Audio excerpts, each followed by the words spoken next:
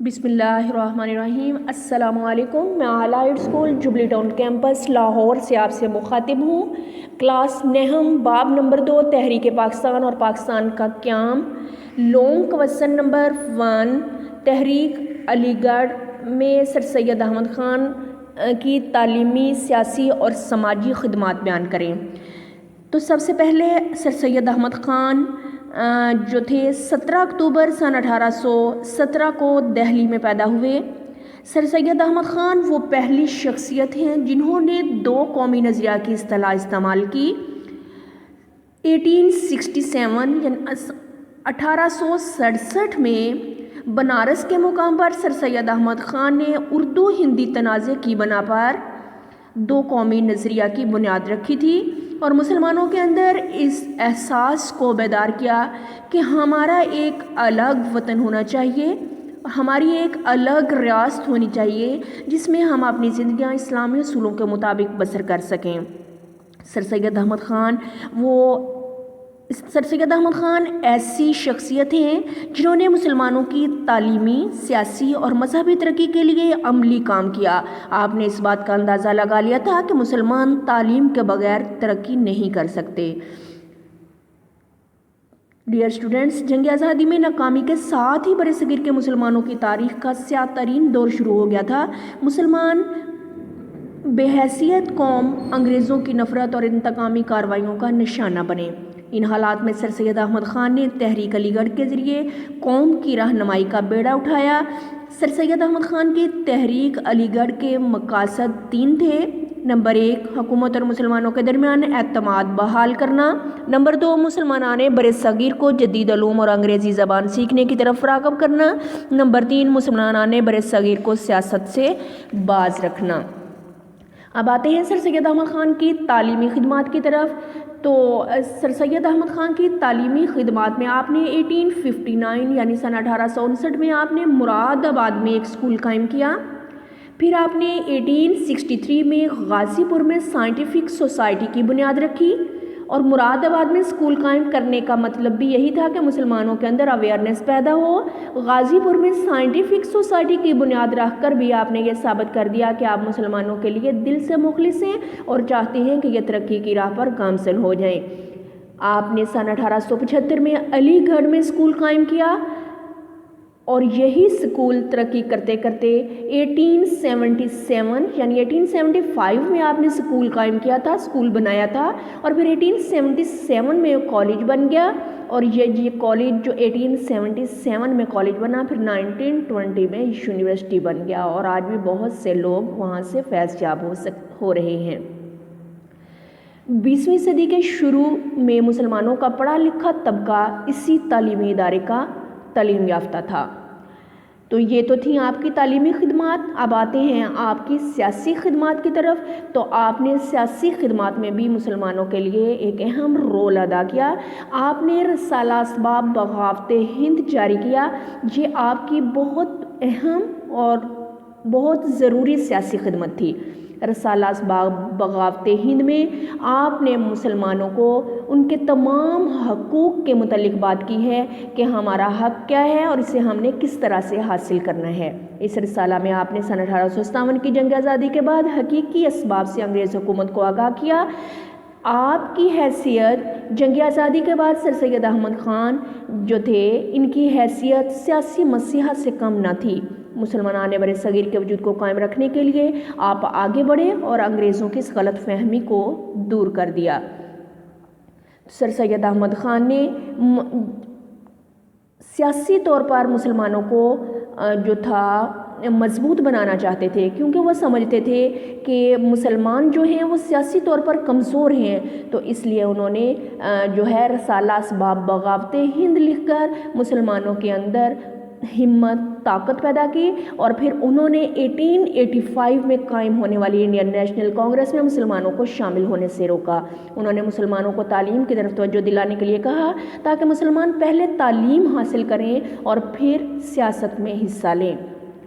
یہ تو تھیں آپ کی سیاسی خدمات۔ اب آتے ہیں آپ کی سماجی خدمات کی طرف، تو سر سید احمد خان نے جس طرح تعلیمی خدمات میں اہم رول ادا کیا، پھر سیاسی خدمات میں اہم رول ادا کیا، تو اسی طرح آپ کی سماجی خدمات بھی بہت قابل تعریف ہیں۔ سر سید احمد خان کے کارنامے ان کی زندگی تک ہی محدود نہیں تھے، بلکہ انہوں نے ایک ایسی تحریک شروع کی جس نے ان کی وفات کے بعد بھی قومی خدمات کا کام جاری رکھا۔ آپ نے سماجی خدمات کے حوالے سے بھی بہت ساری کتابیں لکھیں، اور ان کتابوں میں سر سید احمد خان نے تحریک علی گڑھ کے ذریعے سے ہی مسلمانوں کو ایک لڑی میں پرو دیا، جس سے مسلمانوں کے جداگانہ تشخص کی تشکیل ہوئی۔ تو یہ تو تھا ہمارا لانگ کوسچن نمبر 1۔ اب آتے ہیں لانگ کوسچن نمبر 2 کی طرف۔ تو لانگ کوسچن نمبر 2 ہے قائد اعظم کے 14 نکات تحریر کریں۔ تو قائد اعظم کے 14 نکات جو تھے اسٹوڈنٹس 1929 یعنی 1929 میں آپ نے پیش کیے۔ قائد اعظم محمد علی جناح نے جب نہرو رپورٹ کو ماننے سے انکار کر دیا تو پھر آپ نے 1929 میں 14 نکات پر مشتمل درج ذیل رہنما اصول پیش کیے۔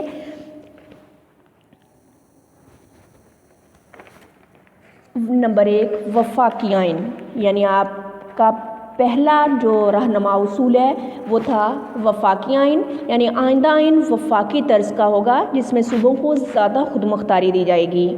نمبر 2 صوبوں کو داخلی خود مختاری دی جائے، یعنی تمام صوبوں کو ایک ہی اصول پر داخلی خود مختاری دی جائے گی۔ نمبر 3 اقلیتوں کو مناسب نمائندگی، صوبوں میں اقلیتوں کو مناسب نمائندگی دی جائے گی۔ نمبر 4 جداگانہ مسلمان ممبران کی تعداد، مرکزی اسمبلی میں مسلمان ممبران کی تعداد 1/3 سے کم نہ ہو۔ نمبر 5 جداگانہ انتخاب کا اصول، جداگانہ انتخاب کا اصول ہر فرقہ پر لاگو ہونا چاہیے، البتہ اگر کوئی فرقہ چاہے تو اپنی مرضی سے مخلوط طریقہ انتخاب قبول کر سکتا ہے۔ نمبر 6 اکثریتی صوبوں میں حفاظت، صوبوں کی حدود میں کوئی ایسی تبدیلی نہ کی جائے جس سے پنجاب، بنگال اور شمال مغربی سرحدی صوبہ کی مسلمان اکثریت متاثر ہوتی ہو۔ نمبر 7 مذہبی آزادی، تمام لوگوں کو یکساں مذہبی آزادی دی جائے۔ نمبر 8 مسودہ قانون، اگر کوئی مسودہ قانون کسی خاص فرقے سے متعلق ہو اور اس فرقے کے 3/4 اراکین اس مسودہ کے خلاف رائے دیں تو اسے نامنظور سمجھا جائے۔ نمبر 9 بمبئی سے سندھ کی علیحدگی، یعنی سندھ کو بمبئی سے الگ کر کے ایک صوبہ بنا دیا جائے۔ نمبر 10 بلوچستان اور شمال مغربی سرحدی صوبہ، یعنی بلوچستان اور شمال مغربی سرحدی صوبہ میں دیگر صوبوں کی مانند اصلاحات نافذ کی جائیں۔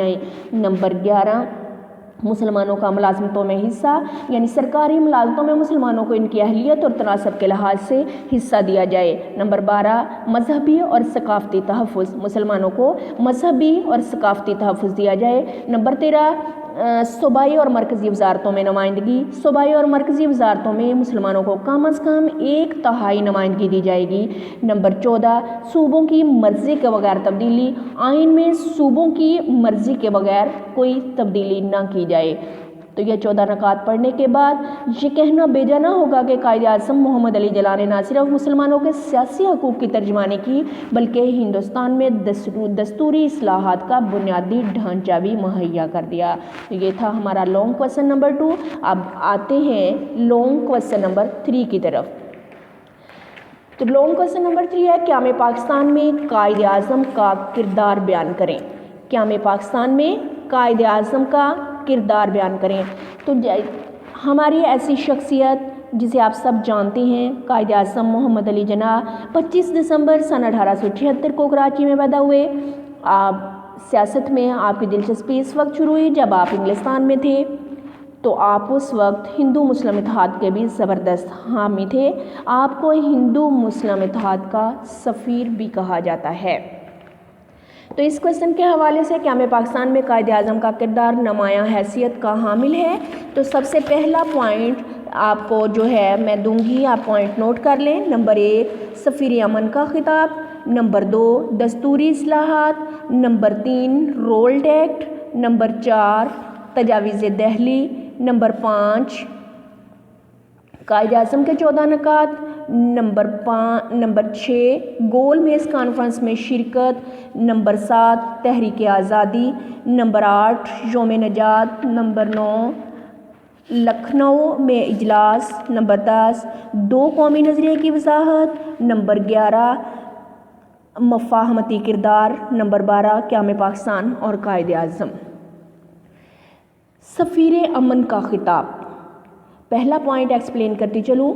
सफ़ीर अमन का खिताब 1916 यानी 1916 में मुस्लिम लीग और कांग्रेस के दरमियान कायद आज़म रहमतुल्लाह अलैह की कोशिशों से मिसाक लखनऊ तय पाया, जिसने हिंदू मुस्लिम इत्तेहाद की बुनियाद रखी। नीज़ इस मिसाक के तहत मुसलमानों के लिए हिंदुओं से जुदागाना इंतखाब का हक मनवा लिया। जब आपने हिंदुओं से मुसलमानों के लिए अलहदा इंतखाबात यानी मुसलमान एक अलग वतन रखते हैं, उनकी अपनी एक अलग रियासत है जिसमें अपनी ज़िंदगियाँ इस्लामी उसूलों के मुताबिक गुजार सकते हैं, तो इस पर कायद आज़म को सफ़ीर अमन का खिताब मिला। तो यहाँ पर यह आपको शॉर्ट क्वेश्चन भी आ सकता है कि कायद आज़म मोहम्मद अली जिन्ना को सफ़ीर अमन का खिताब क्यों मिला। नंबर 2 की तरफ आती है दस्तूरी इस्लाहात। आपने 1913 यानी 1913 में हिंदू रहनुमा गोखले के साथ मिलकर बरतानिया में नई दस्तूरी इस्लाहात का मुतालबा किया। नंबर 3 रोल्ट एक्ट 1919 यानी 1919 में सर सिडनी रोल्ट ने एक एक्ट पास करवाया जिसे रोल्ट एक्ट का नाम दिया गया। ये एक काला कानून था। इसमें इंतज़ामिया को लामहदूद इख्तियारात दिए गए और शहरों के हकूक़ पामाल कर दिए गए। कायद आज़म ने इसके ख़िलाफ़ आवाज़ बुलंद की और हुकूमत बरतानिया से कहा कि जो कौम अमन के ज़माने में काले कानून बनाती है वो महज़ब कौम नहीं हो सकती। नंबर 4 तजावीज़ दहली। 1927 में तजावीज़ दहली में कायद आज़म ने जुदागाना इंतखाब के हक़ से दस्तबरदार होकर कांग्रेस से तावन का अहद किया जो पूरा ना हो सका। नंबर 5 कायद आज़म के 14 नकात पीछे हम तफसील से पढ़ चुके हैं। 1928 में नेहरू रिपोर्ट को मस्तरद करते हुए यानी इनकार करते हुए ना मानते हुए 1929 में 14 नकात पेश किए जिससे मुसलमानों की मंजिल मकसूद मुतय्यन हो गई। नंबर 6 गोल मेज़ कॉन्फ्रेंसों में शिरकत। कायद आज़म ने 1930 से 1931 में गोल मेज़ कॉन्फ्रेंसों में शिरकत करके मुसलमानों के कौमी तशख़्ख़ुस को बरकरार रखा। नंबर 7 तहरीक आज़ादी के लिए रहनुमाई। कायद आज़म ने 1934 में मुस्लिम लीग की सदारत संभाले और 1935 ता 36 में अपनी कोशिशों से मुस्लिम लीग के मुर्दा जिस्म में जान डालकर तहरीक आज़ादी को आगे बढ़ाया। नंबर 8 यौम नजात। 1937 के इंतखाबात में कांग्रेस ने अक्सरियत की बुनियाद पर 11 में से 7 सूबों में वजारतें तश्कील दी और मुसलमानों को मुआशरती और सियासी लिहाज से तबाह करने की कोशिश की। आपने अपनी सियासी बसीरत से इन साजिशों का डट कर मुकाबला किया। जब 1939 में कांग्रेसी वजारतों का ख़त्म हुआ तो कायद आज़म ने इज़हार तशक्कुर के लिए 22 दिसंबर 1939 को मुसलमानों से यौम नजात मनाने की अपील की। तो आपका क्वेश्चन आ सकता है कि यौम नजात कब मनाया गया, तो आप लिखेंगे 22 दिसंबर 1939 यानी 1939 को मुसलमानों से यौम नजात मनाने की अपील की गई या उन्होंने यौम नजात मनाया 22 दिसंबर 1939 को। लखनऊ में इजलास। नंबर 9 लखनऊ में इजलास। अक्टूबर 1937 में लखनऊ में मुस्लिम लीग के सालाना इजलास में मोहम्मद अली जिन्ना को मुतफ़िक़ा तौर पर मुसलमानों का अज़ीम रहनुमा तस्लीम कर लिया गया।